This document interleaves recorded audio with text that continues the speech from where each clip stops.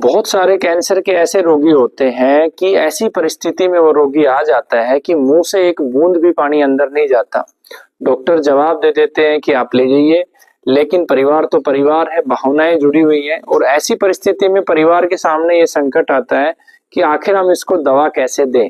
और ऐसे बहुत सारे रोगी गुरुकुल में आए और उन्होंने बहुत अद्भुत रिकवरी प्राप्त करी। कैसे प्राप्त करी और अन्य रोगियों के लिए उसमें क्या मार्गदर्शन हो सकता है कि कैसे उसे प्रयोग करना है। तो आपको गुरुकुल से दो प्रकार की दवा मिलती है, एक लिक्विड मिलती है बोतल के अंदर, दूसरा पाउडर फॉर्म में मिलता है। तो सबसे पहले लिक्विड जो आपको दवा मिली है उसको आपको कैसे प्रयोग करना है। आप ये देखिए पेशेंट को कैंसर कहाँ कहाँ पे है। उदाहरण के लिए पेशेंट को पेट में कैंसर है, एक पेशेंट को खाली पेट में कैंसर है, कुछ पेशेंट ऐसे होंगे जिनको फैल चुका है, पेट में भी है, लीवर में भी है, किडनी में है, फेफड़े में भी है, फैल चुका है।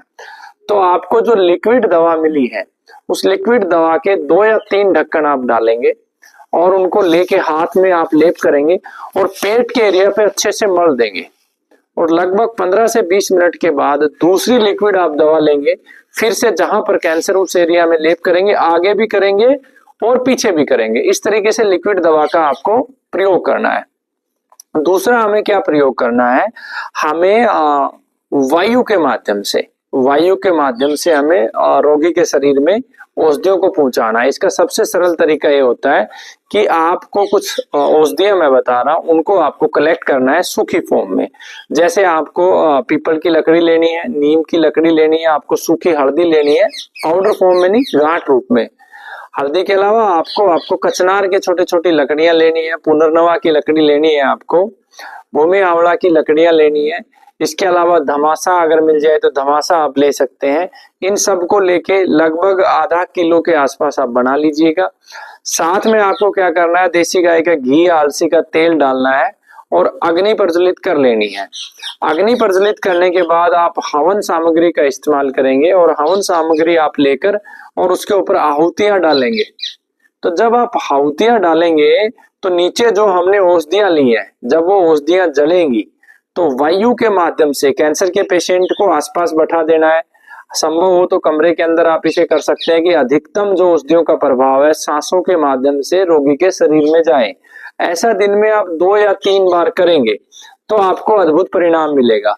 अब कुछ औषधियां आपको नाभि में डालने के लिए दी गई है, तो अगर वो नाभि में डालने वाली औषधियां हैं उन्हें दिन में 3 बार, 4 बार, 5 बार आप नाभि में प्रयोग कीजिए। आप 6 बार भी प्रयोग कर सकते हैं, केवल ऐसे पेशेंट जो मुंह से दवा नहीं ले रहे। जब आप इस प्रक्रिया को लगभग 1 महीने तक करते जाएंगे तो आप देखेंगे धीरे धीरे रोगी मुंह से भी लेने लगेगा।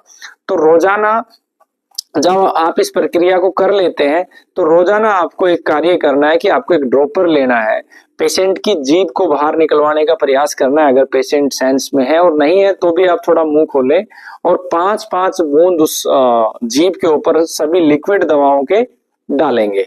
तो धीरे धीरे कम मात्रा में ही सही वो औषधियां उनके शरीर में जाना शुरू होंगी। साथ में जो पाउडर है वो जब हम यज्ञ कर रहे हैं, हवन कर रहे हैं, यानी कि वायु चिकित्सा के माध्यम से जो शरीर में भेज रहे हैं उनकी आहुति देनी है। जैसे आपको आरडीएक्स पाउडर मिल गया, आपको बीडीएक्स पाउडर मिल गया, आपको एसडीएच मिल गया, ये सभी पाउडर आपको 20 से 30 ग्राम उसमें दिन में 2 या 3 बार में करके डालने हैं, जिससे कि अधिकतम प्रभाव रोगी के शरीर में जाए। जब एक पेशेंट को डॉक्टर जवाब दे देता है तब बहुत अच्छे से जीवन चिकित्सा पद्धति काम करती है। खासकर ऐसे पेशेंटों में जहां डॉक्टर या अन्य पद्धतियां जवाब दे देती हैं, वहां पर हमने जो प्रयोग किए हैं उन प्रयोगों के अद्भुत रिजल्ट है, अद्भुत परिणाम है। इसलिए आप इसे प्रयोग कीजिए और विशेष रूप से वो रोगी जो एक बूंद भी पानी अंदर नहीं लेके जा सकते उनके लिए बहुत लाभकारी है। वंदे गौ मातरम।